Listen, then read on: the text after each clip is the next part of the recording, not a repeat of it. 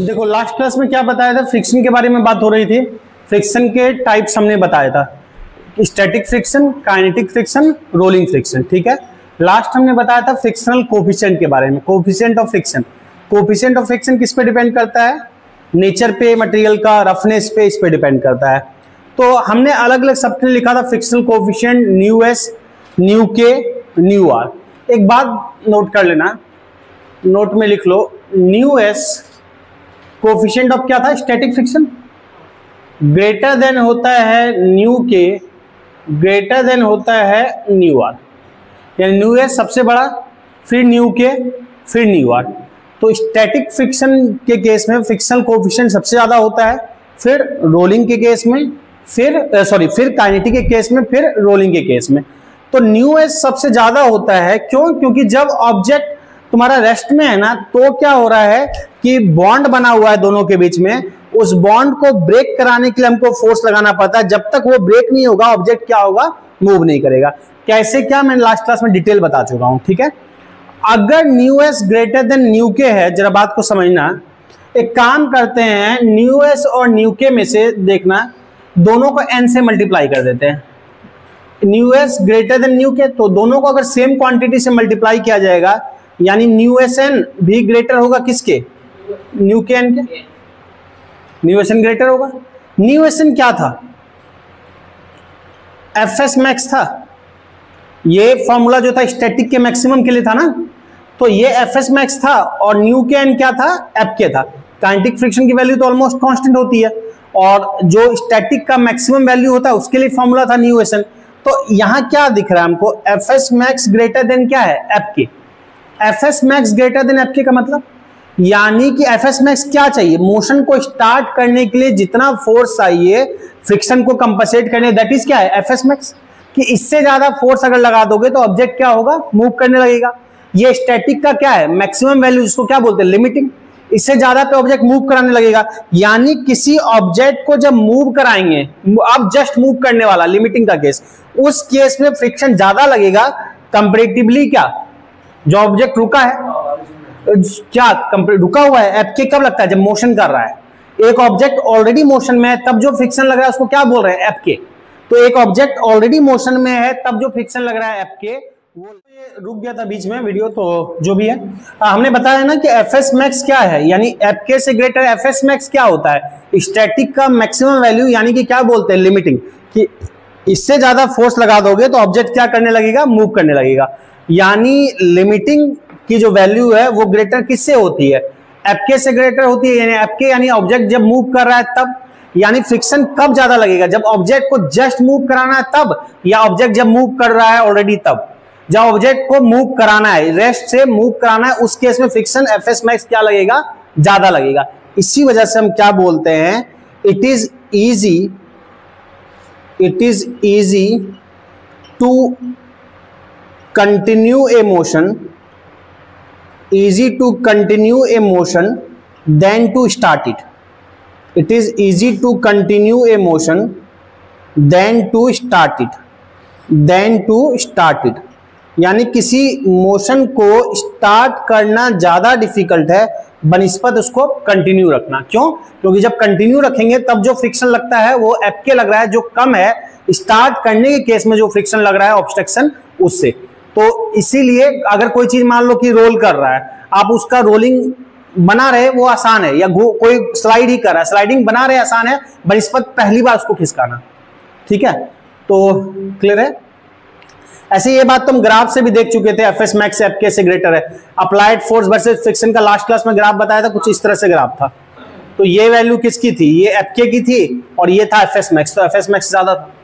ठीक है ना, ये बात कर चुके थे। अब हम आते हैं, इसमें दो टर्म है, छोटे छोटे से दो एंगल है, जरा समझते हैं। एक टर्म आता है angle of friction, angle of friction क्या है देखते हैं। एक ब्लॉक रखा हुआ है हॉरिजॉन्टल सरफेस पे, हॉरिजॉन्टल रफ सरफेस पे, रफ सरफेस है तभी फ्रिक्शन है, तो हॉरिजॉन्टल रफ सरफेस पे एक ब्लॉक रखा है, इस पे जो फोर्स लग रहा है हम उसकी बात कर रहे हैं, कौन कौन सा फोर्स लगेगा। अगर ये रफ पे रखा है, अच्छा एक तो इसका मास मान लो m है, तो एक तो वेट लगेगा mg, और कोई लगेगा? नॉर्मल रिएक्शन सरफेस के परपेंडिकुलर n, ठीक है, और कोई n नॉर्मल रिएक्शन, और कोई फोर्स? देखो अगर ऑब्जेक्ट को हम इधर स्लाइड कराना चाह रहे हैं, अगर इधर धक्का दे रहे हैं, अगर ऑब्जेक्ट को इधर स्लाइड करना चाह रहे हैं, तो जो फ्रिक्शन लगेगा वो किधर लगेगा? इधर। जो फ्रिक्शन लगेगा वो इधर, और जस्ट स्लाइड कराने के केस में कि इससे ज्यादा लगाओगे तो स्लाइड करने लगेगा, उस फ्रिक्शन को क्या बोलते हैं? FS max.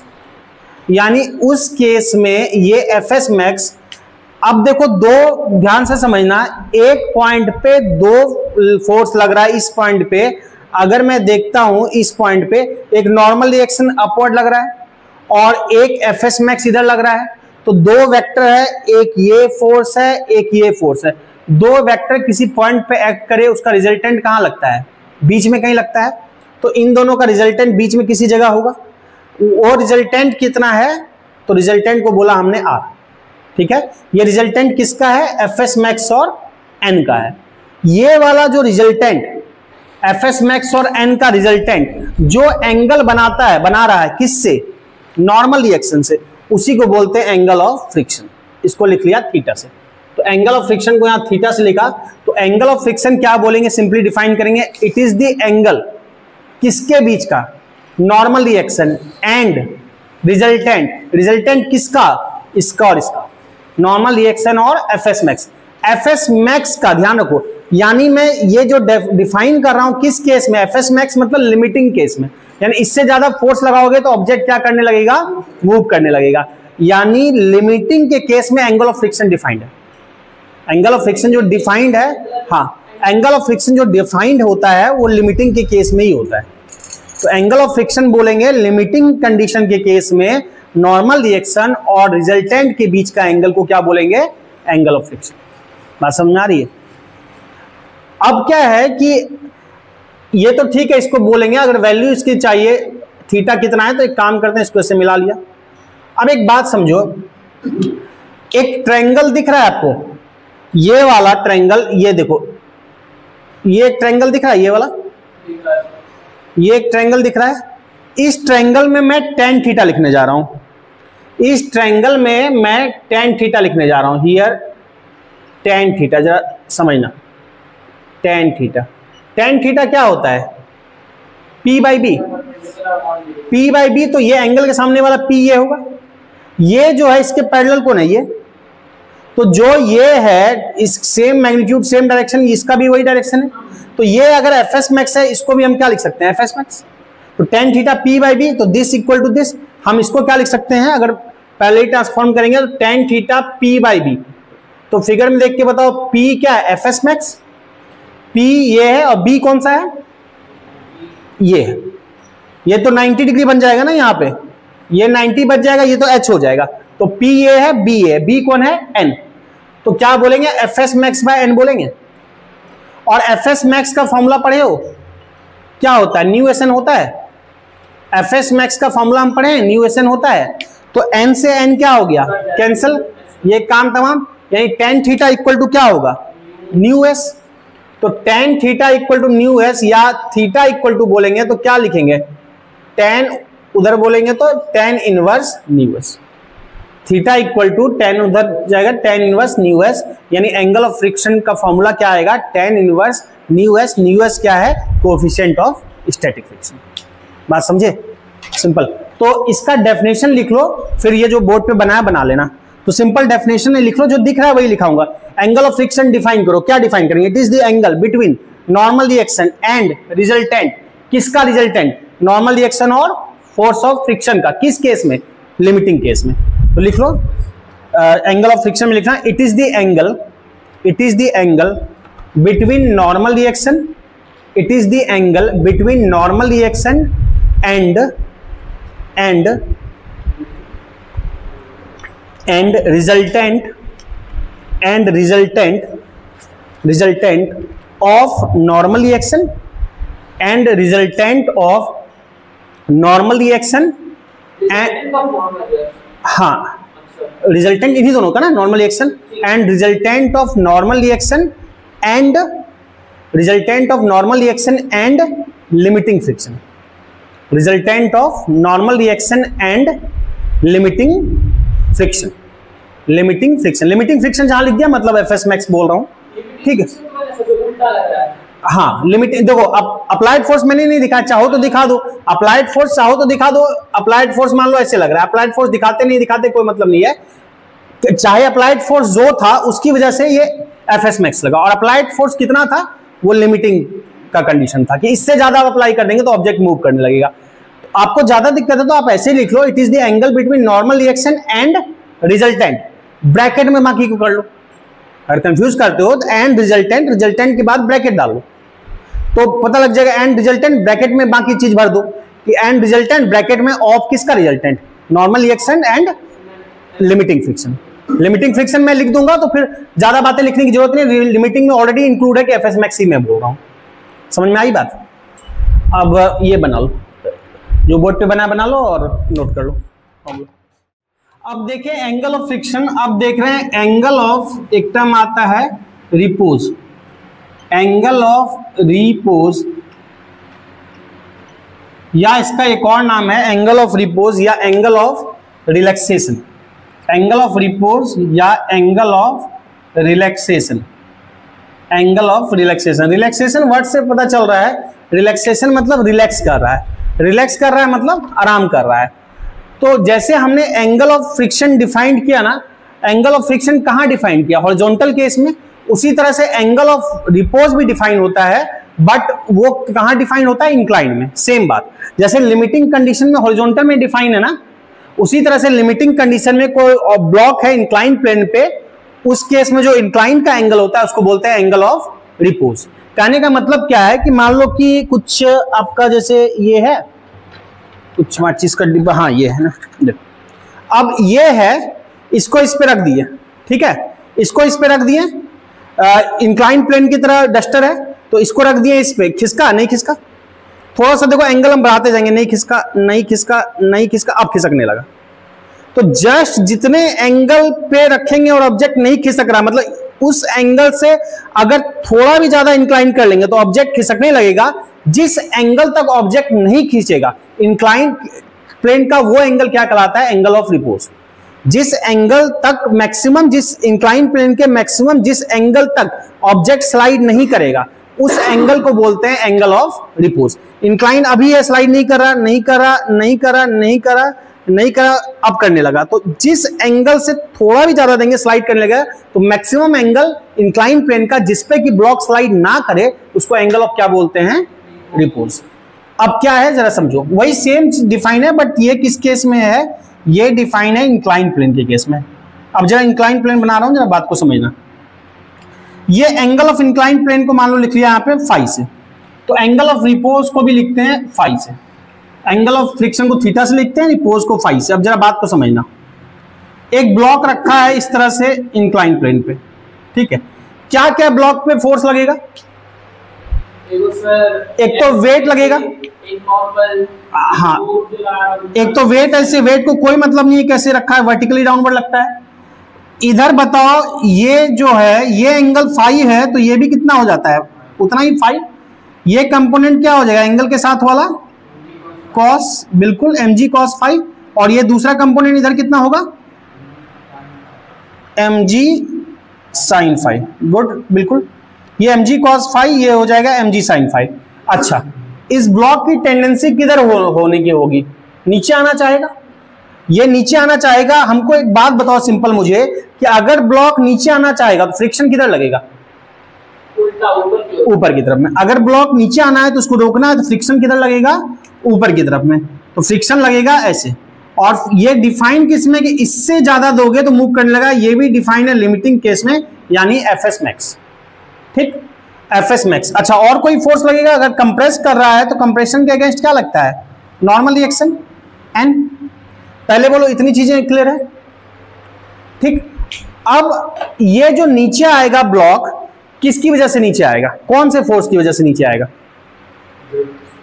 कौन सा फोर्स दिख रहा है ना, फिगर में दिख रहा है, कहीं कुछ सोचने की जरूरत नहीं। कौन नीचे ला रहा है, नीचे लाने, नीचे इंक्लाइन के डाउनवर्ड डायरेक्शन में कौन सा फोर्स है, mg sin फाई, तो उसको नीचे कौन लाएगा, mg sin फाई। तो अगर चाह रहे हैं ये नीचे ना आए, जस्ट लिमिटिंग केस है, तो mg sin phi को इस केस में कौन बैलेंस करेगा जरा बताओ? जो उसके अपोजिट है fs max। तो mg sin phi को बैलेंस कौन करेगा? fs max। जरा बात समझना। और fs max इक्वल टू क्या है? fs max का फॉर्मूला क्या होता है? fs max का formula mu S N, mu into N normal action होता है फोर्स ऑफ फ्रिक्शन का। यहां चूंकि स्टैटिक के लिए बात कर रहे हैं तो न्यू एस एन। और एन फिगर में देख के बताओ, एन इक्वल टू फिगर में क्या दिख रहा है? एन के अपोजिट क्या है नॉर्मल एक्शन के? mg cos phi। तो मैं यहां पे n के जगह लिख सकता हूं mg cos phi। तो n के जगह पे लिख लिया mg cos phi, तो न्यू एस m के जगह पे लिख लिया mg cos phi। ठीक है, क्लियर है? तो ये हो जाएगा mg cos phi। अब since fs max equal to this, इसलिए क्या लिख सकते हैं? mg sin phi equal to fs max। तो fs max equal to mu S mg cos phi। ठीक, अब बात को समझो जरा। यहां से m से m गया, g से g गया, काम तमाम काम तमाम। sin phi by cos phi क्या हो जाएगा? इधर लाएंगे तो sin phi by cos phi नहीं होगा। अगर cos phi को इधर लेफ्ट साइड ले आएंगे तो ये sin बाय cos नहीं हो जाएगा, इक्वल टू क्या हो जाएगा? New S. या फिर tan phi इक्वल टू क्या होगा? tan phi equal to mu S नहीं बोलेंगे? tan phi equal to mu S. phi यहां पे एंगल ऑफ रिपोज यही है, तो यहां से phi इक्वल टू क्या बोलेंगे? tan इनवर्स न्यू एस बोलेंगे। phi equal to tan inverse mu S. तो एंगल ऑफ रिपोज क्या आया?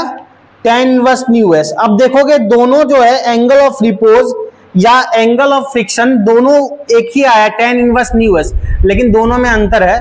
ये हॉरिजॉन्टल सरफेस पे डिफाइंड है, ये इंक्लाइंड प्लेन पे डिफाइंड है, ये एंगल ऑफ इंक्लाइंड प्लेन है। अब नाम क्या है? एंगल ऑफ रिपोज या रिलैक्सेशन। नोट कर रहे हो क्या? नोट कर लो, फिर डेफिनेशन भी लिखाना। अच्छा, पहले नोट कर लो फिर लिखा दूंगा डेफिनेशन। नोट कर लो। अब देखो एंगल ऑफ रिपोज या रिलैक्सेशन, तो ये एंगल ठीक है, जो फॉर्मूला है कैसे आया हमने बात कर लिया, एक बार फिर देख लेते हैं। इंक्लाइंड प्लेन का एंगल क्या था? फाई था। mg डाउनवर्ड लग रहा है, ब्लॉक रखा है इंक्लाइंड प्लेन पे, उसका कंपोनेंट पता है, इधर हम देख चुके हैं पहले डिटेल, mg cos phi, इधर mg sin phi। चूंकि नीचे आने की टेंडेंसी है, फ्रिक्शन क्या लगेगा? ऊपर। फ्रिक्शन ये लिमिटिंग के लिए डिफाइंड है, यानी लिमिटिंग के लिए डिफाइंड, यानी इससे ज्यादा अगर फोर्स नीचे लगना है, नीचे कौन लाएगा? mg sin phi। अगर इससे ज्यादा mg sin phi हो जाए, इससे ज्यादा mg sin phi हो जाए, तो ब्लॉक क्या होने लगेगा? नीचे आने लगेगा। यानी ये लिमिटिंग में डिफाइन, यानी इसको रोकने वाला जो फ्रिक्शन है वो fs max होगा, क्योंकि इससे ज्यादा होगा, नीचे आने लगेगा। नॉर्मल एक्शन कैसे लगेगा? n ऐसे लगेगा। अच्छा, नाम भी देखो क्या इसका? एंगल ऑफ रिपोज या रिलैक्सेशन। रिलैक्सेशन मतलब रिलैक्स कर रहा है, रिलैक्स कर रहा है मतलब आराम कर रहा है। आराम किस पे कर रहा है? इंक्लाइंड प्लेन पे।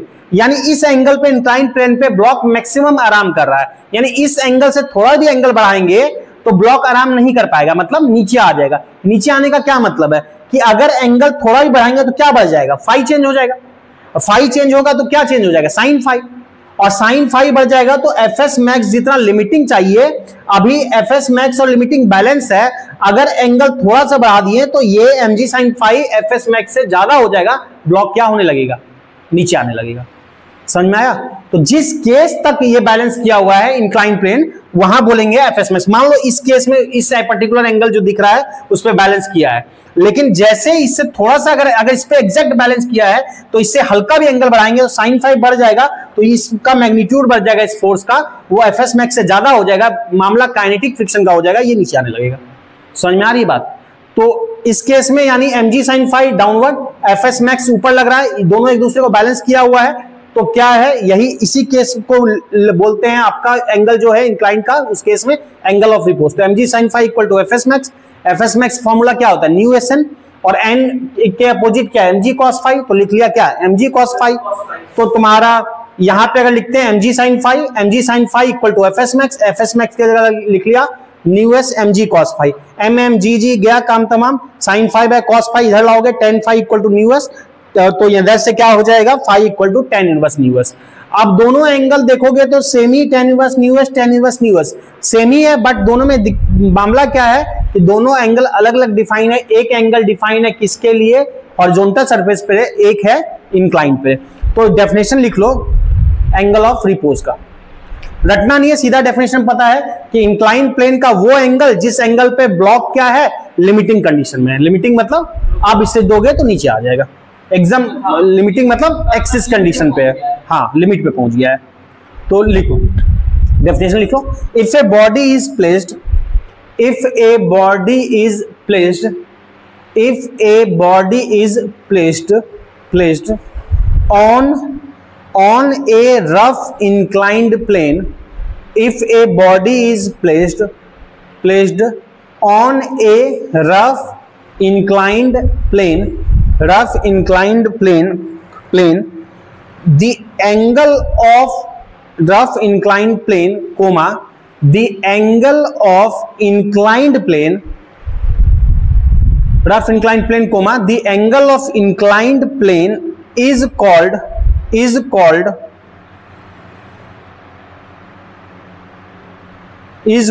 angle of repose, is called angle of repose if body is in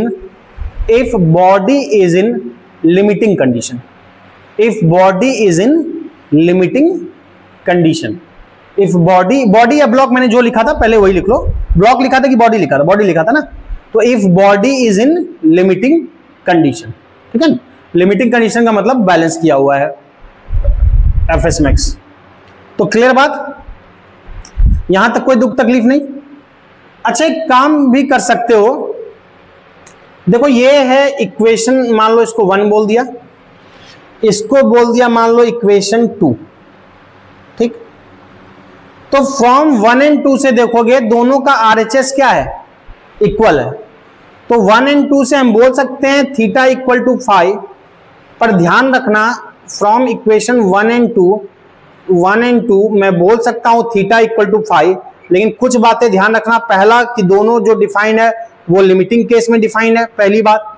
दूसरा जो है कि दोनों में सेम मास का ब्लॉक है, ठीक है, तो उस केस में क्या बोल सकते हैं, थीटा इक्वल टू फाई, ठीक है। तो लिखो, इतना तक क्लियर है। अब एक सिंपल सा क्वेश्चन मुझे जवाब देना, अगर फ्रिक्शन है जो कि रियल वर्ल्ड में होता है, तो एक ऑब्जेक्ट को पुल करना आसान है कि पुश करना आसान है? एक ऑब्जेक्ट को पुश करना आसान है कि पुल करना आसान है? आप जो सेंस में बोल रहे हो ना, वो सेंस आप जो दिमाग में कर रहे हो वो एक ही कंडीशन में नहीं बात बोल रहे हो। पुल करना पुश करना मैं इस सेंस में बोल रहा हूं, जैसे आप मान लो कि कोई बहुत भारी आप घर पे सामान है, पलंग ही है, बेड है, बहुत भारी बेड है, आप फील करना बेड को, आप बॉडी वेट नहीं, बॉडी वेट बराबर क्या होता है, कई बार हम उसको ऐसे धक्का देते हो, कई बार हम ऐसे झुक के धक्का देते हैं, कई बार पीछे दीवार का सपोर्ट लेके धक्का देते हैं। तो हर केस में हमारा जो एप्लीकेबल फोर्स है वो अलग है। जब हम खींच रहे होते हैं तो एक ही तरीके से खींचते हैं, जब खींच रहे हैं तो एक ही तरीके से। अगर जितना सपोर्ट पे बॉडी का वजन का या बॉडी का जो फोर्स है यूज करते हुए खींच रहे हैं, उतने से अगर धक्का दे तो कौन आसान होता है? आप सीधा सा, या फिर ज्यादा आपको समझना है तो आप एक समझ लो, ट्रॉली बैग होता है, ट्रॉली बैग में हैंडल होता है, हम पकड़ के खींचते हैं, ट्रॉली बैग में हैंडल पकड़ के खींचते हैं, उसी ट्रॉली बैग में वैसे ही हैंडल है, उस हैंडल से धक्का देख के चला रहे हैं, तो कौन सा आसान होगा? खींचना आसान होता है। आप नॉर्मल जो आपके सेंस में करा, अच्छा धक्का देके किसी चीज को हम ऐसे कर देते हैं साइड, दरअसल हम जब ऐसे करते हैं पूरे बॉडी का मतलब फोर्स यूज कर लेते हैं, बॉडी का बहुत ज्यादा फोर्स यूज करते हैं। जब खींच रहे हैं तो हम ऐसे खींचते होते हैं, केवल हम इस शरीर का वजन नहीं यूज कर रहे हैं, केवल हम हाथ की शक्ति से कर रहे हैं। जब हम धक्का दे रहे हैं हम कमर उमर सब लगा देते हैं पूरे, इसलिए हमको लग रहा है धक्का आसान है। अगर इतना ही धक्का दिया जाए ऐसे ही और ऐसे ही खींचा जाए एक ही तरह से, तो खींचना ज्यादा आसान होता है। क्यों? ये तो मान लो कि मैंने ऐसे थ्योरेटिकल बोला, आप थ्योरेटिकल करोगे तो अलग बात है। इसको देख लेते हैं मैथमेटिकली भी, पुश करना आसान है कि पुल करना आसान है। जरा एक एग्जांपल से समझते हैं, देखना। सिंपल केस में, रोलिंग में नहीं बात कर रहा हूं मैं, सिंपल में बात कर रहा हूं, पुश और पुल। एक पुश का एग्जांपल ले रहा हूं, एक पुल का एग्जांपल ले रहा हूं। देखना सेम ब्लॉक लूंगा तभी, कंडीशन दोनों को सेम रखूंगा तभी। ब्लॉक सेम ले रहा हूं, फोर्स अप्लाई कर रहा हूं एफ थीटा एंगल पे, एफ फोर्स से धक्का दे रहा हूं, ये धक्का है, इतना ही, यही एम मास का ब्लॉक है। ब्लॉक भी सेम ही होना चाहिए, ऐसा नहीं कि एक भारी है एक हल्का, दोनों सेम मास का एक ही ब्लॉक है, एम है। इसको खींच रहा हूं एफ और एंगल भी वही रखा थीटा, ये नहीं कि एंगल चेंज कर दिया। हाँ हाँ, एफ फोर्स से धक्का दे रहे हैं, देखो इसको धक्का दे रहे हैं थीटा एंगल पे, और एफ फोर्स से ही खींच रहे हैं हॉरिजॉन्टल से थीटा एंगल पे। दोनों केस में फोर्स सेम लग रहा है, एंगल भी हॉरिजॉन्टल से सेम बन रहा है। एक में धक्का दे रहे हैं, एक में खींच रहे हैं। जरा समझना जल्दी से क्या क्या लगेगा। एक तो mg लगेगा डाउनवर्ड, और क्या लगेगा, नॉर्मल रिएक्शन लगेगा। यहां भी क्या लगेगा, mg तो लगेगा, और क्या लगेगा, नॉर्मल रिएक्शन लगेगा। ये तो दोनों में कॉमन होगा। अब जरा देखना, फोर्स जो है, फोर्स के दो कंपोनेंट होंगे। एक मैं यहीं पे तोड़ रहा हूं, एरो को समझ लो, कैप को समझ लो डायरेक्शन, इसका कैप डायरेक्शन है, तो ये कैप है, ये डायरेक्शन है एरो का। एक कंपोनेंट इधर होगा, एक कंपोनेंट इधर होगा, तो इस ऐप का एक कंपोनेंट हो गया एंगल के साथ वाला ये, और दूसरा ऐप का कंपोनेंट हम ब्रेक कर सकते हैं इधर। एंगल के साथ वाला ये कंपोनेंट क्या हो जाएगा, एफ कॉस थीटा होगा, और ये डाउनवर्ड कंपोनेंट क्या होगा, एफ साइन थीटा। इस केस में देखो, इस केस में एरो कैसे बना हुआ है, ऐसे कैप, तो एक कंपोनेंट इधर आएगा, एक कंपोनेंट इधर जाएगा ऐप का। तो एक कंपोनेंट ऐप का जो देखेंगे ये कितना हो जाएगा, एफ कॉस थीटा, और ये क्या हो जाएगा, एफ साइन थीटा। ठीक, अच्छा, दोनों के जाने की टेंडेंसी इधर ही होगी। अब एक बात बताओ, दोनों को जो हॉरिजॉन्टल फोर्स लग रहा है वही मूव कराएगा, तो दोनों केस में हॉरिजॉन्टल फोर्स क्या सेम है। देखो हॉरिजॉन्टल फोर्स इस केस में भी क्या है, एफ कॉस थीटा, और इस केस में भी हॉरिजॉन्टल फोर्स क्या है, एफ कॉस थीटा, यानी दोनों केस में एफ कॉस थीटा फोर्स की वजह से ही मूव कर रहा है। अब मैं बात कर रहा हूं फ्रिक्शन की। फ्रिक्शन पे भी आने से पहले नॉर्मल रिएक्शन देखते हैं। एक बात बताओ, डायरेक्शन वाइज लिखते हैं, इसमें नॉर्मल रिएक्शन की डायरेक्शन अपवर्ड है, और डाउनवर्ड कौन है, mg है, और कोई फोर्स डाउनवर्ड है। एफ का कंपोनेंट का एरो देखो, एफ के कंपोनेंट का एरो एफ साइन थीटा, ये भी किधर दिखा रहा है, ये भी एरो डाउनवर्ड है, तो ये भी डाउनवर्ड है। तो n इक्वल टू क्या लिखेंगे, n अपवर्ड, mg क्या है, डाउनवर्ड, और डाउनवर्ड क्या है, एफ के कंपोनेंट का एरो देखो, ये भी डाउनवर्ड है, mg plus F sine theta होगा n। इस केस में, इस केस में n देखना, इस केस में n क्या है, उसी का कंपोनेंट तोड़ दिया ना, कंपोनेंट तोड़ दिया तो इन दोनों से मतलब है।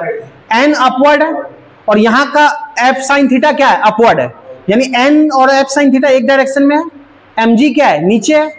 इसका मोशन हॉरिजॉन्टल होगा, वर्टिकल फोर्सेस बैलेंस होंगे, जैसे यहां पे बैलेंस हुआ, n अपवर्ड फोर्स n और डाउनवर्ड एफ साइन थीटा और mg। यहां अपवर्ड फोर्स है n और एफ साइन थीटा, तो हम लिखेंगे n plus F sine theta equal to mg, लिखेंगे n plus F sine theta equal to mg, या फिर एफ साइन थीटा को इधर ले आएंगे तो लिखेंगे n equal to mg minus F sine theta. पहले बोलो, क्लियर है, n equal to mg minus F sine theta, या फिर इधर लाओगे तो n plus F sine theta equal to mg, यही बात है। दोनों केस में नॉर्मल रिएक्शन किस में ज्यादा दिख रहा है, किस में ज्यादा दिख रहा है, जल्दी बताओ, दोनों में देखो ना, ज्यादा कौन वैल्यू होगा, ये ज्यादा होगा, इसमें प्लस है ना, समथिंग प्लस किया है, mg plus F sine theta, और यहां सेम वैल्यू माइनस किया गया है, जो प्लस किया है वो बड़ा है, और नॉर्मल रिएक्शन इसमें ज्यादा है, और F इक्वल टू फॉर्मूला क्या होता है, यहां पे फ्रिक्शन की बात करें, फ्रिक्शन फोर्स, तो F equal to friction force क्या होता है, न्यू एन। तो n ज्यादा होगा तो फ्रिक्शन ज्यादा होगा, तो n किस केस में ज्यादा है, इसमें n ज्यादा है तो फ्रिक्शन भी क्या होगा, ज्यादा होगा। इस केस में n क्या है, कम है, तो फ्रिक्शन भी क्या होगा, कंपैरेटिवली कम होगा। तो फ्रिक्शन कम किस केस में लगेगा, पुल के केस में फ्रिक्शन जो होगा वो कम होगा, क्योंकि नॉर्मल रिएक्शन कम है। पुश के केस में फ्रिक्शन क्या होगा, ज्यादा होगा। मूव तो दोनों में same force F cos theta की वजह से कर रहा है, पर जो रेजिस्टेंस रुकावट फ्रिक्शन होगा, फ्रिक्शन पुश के केस में ज्यादा लग रहा है, क्योंकि एन की वैल्यू ज्यादा है। तो चूंकि नॉर्मल रिएक्शन ज्यादा है पुश के केस में, पुल के केस में नॉर्मल रिएक्शन कम है, यानी पुल के केस में फ्रिक्शन क्या है, कम है। सो हम क्या बोलते हैं, it is easier to pull, it is easier to pull an object than to push it. Easier to pull, क्योंकि पुल में फ्रिक्शन क्या है, कम है। Pull an object than to push it, pull an object than to push it. तो pull करना आसान है पुश करने की जगह, क्यों? क्योंकि पुल करने के केस में फ्रिक्शन कम है, पुश में ज्यादा है। फ्रिक्शन क्यों कम है? क्योंकि नॉर्मल रिएक्शन कम है पुल में। पुल में नॉर्मल रिएक्शन कम होता है, पुश में नॉर्मल रिएक्शन ज्यादा होता है। बात समझ में आई? उसको नोट डाउन कर लो।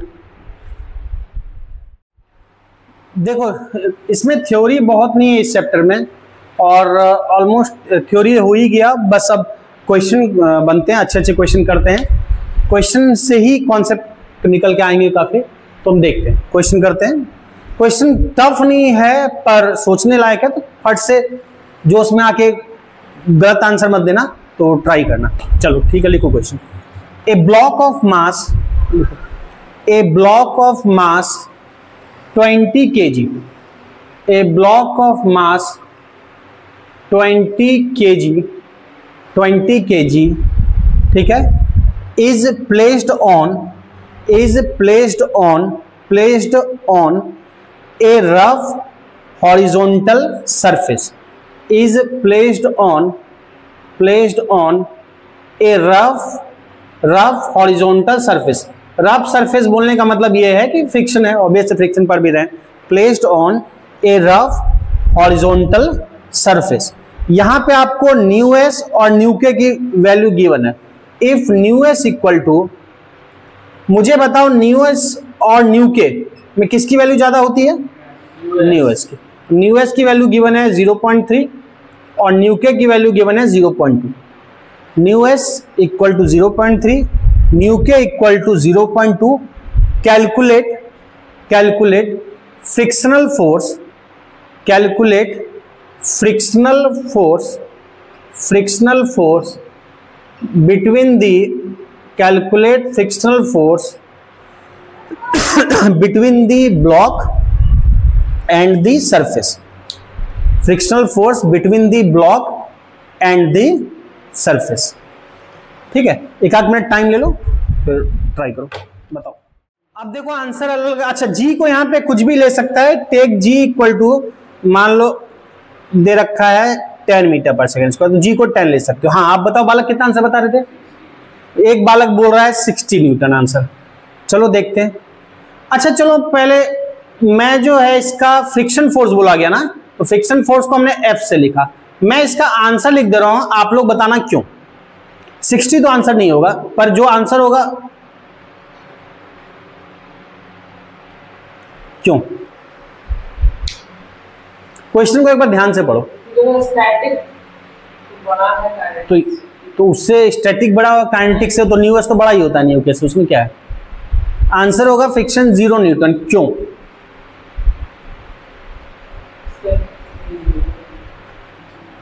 चलो मैं पहले आप लोग जो किए हो वो करके देता हूं। एफ एस मैक्स निकाल लेते हैं। एफ एस मैक्स क्या होता है? Mu S N. और ब्लॉक हॉरिजॉन्टल सरफेस पे है, तो ब्लॉक ऐसे है, एम मास का है तो एम जी नीचे लगेगा वेट, कोई दिक्कत नहीं है। नॉर्मल रिएक्शन लगता है ऊपर, तो आप लिखते हो एम जी के जगह पे N equal to M G. तो न्यू एस ये किया आपने और आप लोग बोल रहे हो एम जी, ठीक है, अच्छी बात है। न्यू एस कितना है? 0.3। एम कितना है? 20। जी को ले लिया 10, तो बालक कितना बोल दिया कि 20, और ये कितना हो जाएगा, मल्टीप्लाई करोगे 60, तो यहां से बालक बोल दिया 60 न्यूटन। ये किया ना क्या? हाँ, तो स्टैटिक में है तो ठीक है, ऐसा कर लिए, चूंकि स्टैटिक में ठीक बोला। और किसी को इच्छा हो जाए वो न्यू के एन कर दे, तो एन वही है एम जी। न्यू के की वैल्यू दी है 0.2, एन के जगह पे एम जी रखोगे, एम 20 दिया है, जी 10 ले लिया, तो ये कितना हो जाएगा, मल्टीप्लाई करोगे ये आ जाएगा 40 न्यूटन। तो बालक ने उस अकॉर्डिंग कहा आंसर 60 न्यूटन। आप क्वेश्चन को ध्यान से पढ़ो। A block is placed on a rough horizontal surface. क्या है ब्लॉक? प्लेस्ड है। प्लेस्ड मतलब पड़ा हुआ है। अप्लाइड फोर्स क्या है? 0। ये जो एफ एस मैक्स निकलता है, ये कौन सी वैल्यू निकलती है? ये लिमिटिंग निकलती है। स्टैटिक की हर एक वैल्यू नहीं होती है। स्टैटिक की वैल्यू क्या होती है? वेरी करती है, बताया था ना। जितना अप्लाइड फोर्स उतना ही स्टैटिक फ्रिक्शन, उसकी वैल्यू वेरी करती है 0 टू सर्टेन मैक्सिमम वैल्यू। जब हम फोर्स ही अप्लाई नहीं करें, अप्लाइड फोर्स जीरो है, तो फ्रिक्शन भी क्या होगा, जीरो होगा। तो बात समझ में आया? तो आंसर क्या होगा, 0 न्यूटन। Answer 0 Newton. समझे बात को? क्यों 0 न्यूटन? क्लियर हुआ? ये तो लिमिटिंग है एफएस मैक्स, कोई दिक्कत इसमें, दुख तकलीफ नहीं। अब मैं इसी पे कई टाइप के क्वेश्चन करूंगा। ये जो एक क्वेश्चन दे दिया, मान लो इसको जो निकाला, इसको फर्स्ट क्वेश्चन कर दिया। इसी सेम डेटा के साथ मैं एक और क्वेश्चन बात कर रहा हूं, आप बताते चलोगे अभी साथ साथ। मुझे सब सेम दिया, वही मास 20 kg, न्यू एस न्यू के 0.3 0.2। अब जो है फोर्स इधर से अप्लाई कर रहे हैं, हम कर रहे हैं 40 न्यूटन। अब फोर्स अप्लाई कर रहे हैं 40 न्यूटन, और बाकी सारी बातें वही है, बाकी सब वही है। 20 kg का मास है और न्यू एस न्यू के सब गिवन है। अब बताओ फ्रिक्शन कितना होगा? आंसर फ्रिक्शन कितना होगा? आप बेसिक थ्योरी समझे हो, कॉन्सेप्ट समझे हो, सही बता पाओगे। हाँ बताओ कितना? कितना? 40। क्यों बालक? गुड। देखो स्टैटिक फ्रिक्शन की वैल्यू फिक्स नहीं होती है, वो वैल्यू क्या होती है, वेरी करती है। जो 60 है वो क्या है, एफएस मैक्स है, लिमिटिंग। इससे ज्यादा फोर्स दे दोगे तो चलने लगेगा, यानी 60 तक नहीं चलेगा। 40, 50, 45, 42, 30, 31, 32, 22, 15 पे क्या होगा, नहीं चलेगा। यानी 60 से कम अगर अप्लाइड फोर्स होगा ऑब्जेक्ट चलेगा नहीं। और अप्लाइड फोर्स अगर 60 से कम है तो जितना अप्लाइड फोर्स है उतना ही तो फ्रिक्शन लगता है स्टैटिक में, तभी तो बैलेंस होगा। अगर 40 न्यूटन पे मूव नहीं करा, क्योंकि मूव तो 60 पे करेगा, क्योंकि एफएस मैक्स 60 है, इससे ज्यादा होगा तभी मूव करेगा। तो अगर 40 पे मूव नहीं कर रहा, इसका मतलब फ्रिक्शन भी उल्टा कितना लगेगा, 40 से लगेगा 40। यानी स्टैटिक के केस में जितना अप्लाइड फोर्स उतना ही फ्रिक्शन। शुरू में अप्लाइड फोर्स 0 था तो फ्रिक्शन 0 हुआ, अब अप्लाइड फोर्स 40 हुआ टिल 60 तक, तो फ्रिक्शन क्या हुआ, 40 न्यूटन। 60 नहीं कर देंगे। अच्छा अप्लाइड फोर्स अगर मैं 50 न्यूटन करूं, 50, क्या होगा आंसर, फ्रिक्शन 50 ही होगा। समझ रहे हो बात को? चलो तो इसी में मुझे एक और क्वेश्चन बताओ, सेम डेटा सेम है, सब कुछ सेम है, इसी का ये करते हैं बालक। एम वही मास है, मैंने अप्लाइड फोर्स यहां पे कर दिया कुछ से 70 न्यूटन, बाकी सब वही सेम है, क्या होगा आंसर, फ्रिक्शन बता सकते हो? इसका कौन बता रहा है? 70 न्यूटन, बताओ फ्रिक्शन कितना होगा, सोचो बताओ, जो भी गलत सही जो दिमाग में आ रहा है। बालक बोल रहा है 1:10। और पहले बेसिक थ्योरी पे जाओ, कॉन्सेप्ट पे क्या हो रहा होगा। 60 से वो तो स्टैटिक है, वो तो अपने अनुसार वेरी करता है जितना अप्लाइड फोर्स होता है। अब मुझे एक बात सिंपल से बताओ, अच्छा कुछ भी आंसर बताओ, गलत सही जो भी आ रहा है, कोई दिक्कत नहीं, गलत बोलोगे तभी सीखोगे। गलत सही कुछ भी, एक बालक तो चलो 10 न्यूटन बोल दिया, दूसरा कुछ नहीं बोल रहे हो। पहले ये बताओ रुका रहेगा कि ब्लॉक चलेगा? चलेगा। चलेगा। चलने वाले केस में जो फ्रिक्शन लगता है उसको क्या बोलते हैं? काइनेटिक बोलते हैं। और काइनेटिक की वैल्यू वेरी करती है कि कांस्टेंट रहती है ऑलमोस्ट? काइनेटिक फ्रिक्शन की वैल्यू मैंने ग्राफ भी बताया था, बताया भी था, कांस्टेंट रहती है कि चेंज करती है? कांस्टेंट रहती है लगभग। तो काइनेटिक, हाँ ठीक है, ऑलमोस्ट कांस्टेंट ले लेंगे। तो काइनेटिक फ्रिक्शन की वैल्यू क्या रहती है? कांस्टेंट रहती है। ये मूव करेगा कि रुका रहेगा? मूव। 60 से ज्यादा मिलेगा तो लिमिटिंग ब्रेक हो गया, मूव करने लगा, तो 70 पे मूव करेगा, तो उस केस में जो फ्रिक्शन लगेगा उसको क्या बोलेंगे? Kinetic friction. और काइनेटिक फ्रिक्शन की वैल्यू कितनी आई है? काइनेटिक फ्रिक्शन की वैल्यू कितनी दिख रही है, निकाला है ना, 40 न्यूटन। और जब तक मूव करेगा हमेशा यही लगेगा 40। तो एफ क्या आंसर होगा? आंसर होगा 40 न्यूटन। समझ पा रहे हो इस चीज को? आंसर होगा, क्योंकि अप्लाइड फोर्स से मतलब नहीं है, वो तो अप्लाइड फोर्स है। अप्लाइड फोर्स से ये पता लगा कि लिमिटिंग से चूंकि ज्यादा फोर्स है तो ऑब्जेक्ट मूव करने लगा, और ऑब्जेक्ट मूव करने लगा तब जो फ्रिक्शन होता है उसको बोलते हैं काइनेटिक। और काइनेटिक की वैल्यू क्या रहती है? कांस्टेंट रहती है। और काइनेटिक हमने निकाला है कितना? 40 न्यूटन। तो जब तक ऑब्जेक्ट मूव करता रहेगा जो फ्रिक्शन है वो 40 न्यूटन ही लगेगा। सरफेस और ऑब्जेक्ट सेम है, तो बात समझ में आ रही है? क्या कोई दिक्कत? अगर इसी में मैं यहां पे दे दूं फोर्स 100 न्यूटन, क्या आंसर होगा सेम क्वेश्चन का? 100 न्यूटन अप्लाइड फोर्स, तब भी काइनेटिक का ही केस बना रहेगा, 40 होगा। तो बात समझ में आया? लिमिटिंग के केस में जितना अप्लाइड फोर्स उतना फ्रिक्शन। कैसे पता लगेगा लिमिटिंग केस? एफएस मैक्स से कम फोर्स अप्लाइड है तो लिमिटिंग का केस है, ऑब्जेक्ट मूव नहीं करेगा। तो लिमिटिंग के केस में जितना अप्लाइड फोर्स उतना फ्रिक्शन। फिर जब मूव करने लगा, मूव का कैसे पता लगेगा? अगर अप्लाइड फोर्स एफएस मैक्स से ज्यादा हो गया तो मूव करने लगा, और जब मूव करने लगा तब जो फ्रिक्शन उसको क्या बोलेंगे? Kinetic friction. उसकी वैल्यू कांस्टेंट रहेगी। समझ में आया? तो एक ही क्वेश्चन में कई सारे कॉन्सेप्ट निकल के आए। ठीक है, अब एक और क्वेश्चन दे रहा हूं, इसको ट्राई करो, अभी बताओ। ठीक है, एक फिगर बना देता हूं। मान लो ये है एक ब्लॉक है, इसका मास कुछ दे रखा है से 10 kg, फोर्स F अप्लाई कर रहे हैं। ठीक है, और इधर 10 kg, इधर कोई F फोर्स अप्लाई कर रहे हैं, और इस साइड भी कोई फोर्स मान लो है से 50 न्यूटन, 50 न्यूटन, और न्यू की वैल्यू जो है यहाँ पे कोफिशिएंट ऑफ फ्रिक्शन ये दे रखा है 0.4, न्यू की वैल्यू दे रखा है 0.4। ठीक, क्वेश्चन लिख लो।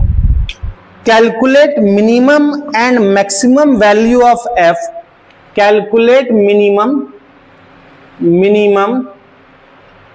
And maximum, minimum and maximum value of F, value of F, maximum and minimum value of F, so that block can remain stationary. Maximum and minimum value of F, so that block can remain stationary, ताकि block क्या रहे? Stationery. उसके लिए F की क्या minimum और क्या maximum value possible है? ट्राई करो। मैं हिंट दे देता हूं, सिंपल सा। क्या बोला गया? स्टेशनरी। स्टेशनरी की कंडीशन क्या है? Applied force should less than equal to FS max. Limiting से अप्लाइड क्या होना चाहिए? कम होना चाहिए, तभी स्टेशनरी रहेगा। इस बेसिस में मिनिमम और मैक्सिमम एफ की क्या वैल्यू पॉसिबल है? सोच के देखो। अब देखो, ठीक क्वेश्चन है, अच्छा समझो जरा। Maximum and minimum value of F, इस एफ का value so that block can remain stationery. अब एक बात समझो, स्टेशनरी मतलब कंडीशन क्या है? रेस्ट के लिए क्या कंडीशन होना चाहिए? कि जो नेट फोर्स है उससे फ्रिक्शन ज्यादा होना चाहिए या इक्वल। यानी हम बोलते हैं, क्या बोलेंगे? एफ नेट, कहां गया? एफ नेट, दो तरीका, F net should less than equal to F S max. यानी फ्रिक्शन से जो नेट फोर्स है या तो इक्वल होगा तो लिमिटिंग का केस है, या उससे कम होना चाहिए, तभी स्टेशनरी रहेगा ना।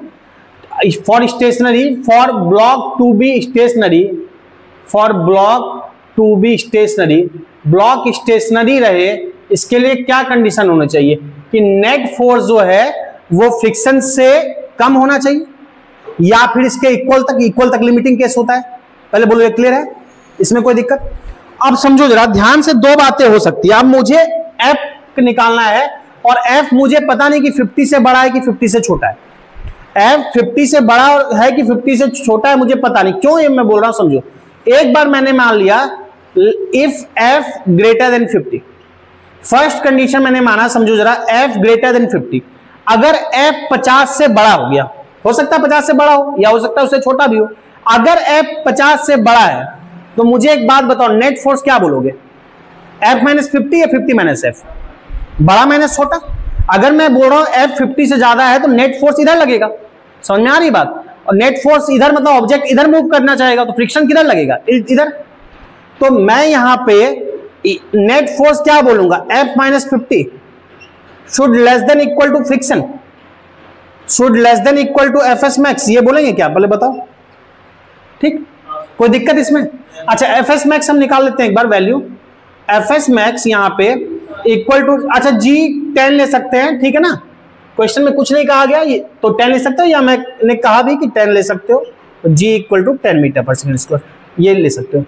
अब जरा समझो, तो यहां बताओ न्यू एसन और हॉरिजॉन्टल सरफेस, तो एन इक्वल टू क्या होगा? Simply M G. कोई दिक्कत इसमें? N equal to M G, कोई दिक्कत? ये तुम्हारा जाके mg नीचे लगेगा वेट, और नॉर्मल रिएक्शन ऊपर कंप्रेशन के अगेंस्ट तो यहां पे क्या लिख सकते हैं, mu S M G. Mu S कितना है 0.4, एम कितना गिवन है 10 और जी को ले लिया 10, तो कितना हो जाएगा 40।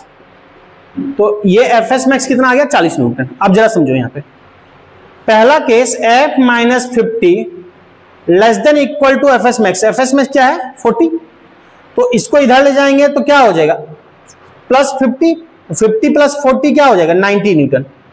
तो F should less than equal to 90 newton, यानी एफ या तो 90 न्यूटन होगा या उससे छोटा होगा। एफ 90 होगा या उससे छोटा होगा, मतलब एफ मैक्सिमम कितना हो सकता है इस कंडीशन के लिए 90 हो सकता है। मैक्सिमम 90 होगा या लेस देन उससे छोटा होगा। मुझे मैक्सिमम पूछा गया तो मैक्सिमम वैल्यू एफ की कितनी पॉसिबल है 90 न्यूटन। पहले बोलो ये क्लियर हुआ। अब सेकंड समझो केस, क्योंकि मुझे पता नहीं है F50 से बड़ा छोटा है। सेकंड मान लेते हैं F50 से छोटा है। दूसरी पॉसिबिलिटी ये है कि F50 से छोटा है, तो नेट फोर्स क्या बोलोगे, कंडीशन यही रहेगा F नेट फोर्स क्या बोलोगे बिल्कुल। तो यहां 50 माइनस एफ बोलेंगे ना, बड़ा माइनस छोटा ना। अगर F में 50 से छोटा बोल रहा हूं कि F लेस देन 50, तो बड़ा कौन होगा फिर 50, तो नेट फोर्स क्या होगा 50 माइनस एफ। तो ऑब्जेक्ट इधर जाना चाहेगा, तो फ्रिक्शन उल्टा लगेगा इस तरफ। तो 50 minus F should less than equal to net force should less than equal to क्या होगा F S max. Net force ये जो कंडीशन लिखा है एफ नेट यही लगा रहा हूं, should less than equal to F S max. तो net force should less than equal to F S max. F S max क्या है 40। तो एफ को इधर ले जाओ, इसको इधर ले जाओ। देखो एफ को इधर राइट साइड ले गए और 40 को इधर लेफ्ट साइड ले गया, तो 50 माइनस 40 हो जाएगा। और एफ को इधर ले गए तो ग्रेटर देन होगा 50 माइनस 40 यानी कि 10। F should greater than equal to 10 newton होगा। पहले बताओ 50 माइनस 40 और ये हो जाएगा प्लस, यानी एफ या तो 10 होगा या उससे क्या होगा ज्यादा होगा। तो मिनिमम कितना हो सकता है 10 या फिर उससे ज्यादा। तो मुझसे मिनिमम पूछा गया है, तो मिनिमम वैल्यू क्या होगी 10। समझ में आ रही है बात, यानी मिनिमम 10 न्यूटन और मैक्सिमम 90 न्यूटन। यानी ऑब्जेक्ट रेस्ट में रहेगा 10 से 90 के बीच में, लेकिन मिनिमम 10 और मैक्सिमम वैल्यू क्या पॉसिबल है 90, जिस पे ऑब्जेक्ट रेस्ट में रहेगा। 10 से कम में रेस्ट पे नहीं रहेगा, 90 से ज्यादा पे रेस्ट पे नहीं रहेगा। पहले बोलो समझ में आया मामला, क्लियर है। तो मूव करने लगेगा, क्योंकि ये कंडीशन ब्रेक हो जाएगा। 10 से अगर कम दोगे तो एफ एस मैक्स जो हो जाएगा वो एफ नेट से क्या हो जाएगा कम हो जाएगा, एफ नेट ज्यादा हो जाएगा लिमिटिंग से। एफ नेट लिमिटिंग से ज्यादा हो जाएगा तो मूव करने लगेगा, 10 से कम में मूव करने लगेगा, 90 से ज्यादा में भी मूव करने लगेगा। बात समझ में आ रही है। तो इतना अच्छे से रिवीजन कर लेना, बेसिक ही क्वेश्चन कराया, कॉन्सेप्चुअल थे, और अगले क्लास में फिर और कई कॉन्सेप्चुअल अच्छे क्वेश्चन करेंगे। ठीक है, बहुत तरह के, ठीक।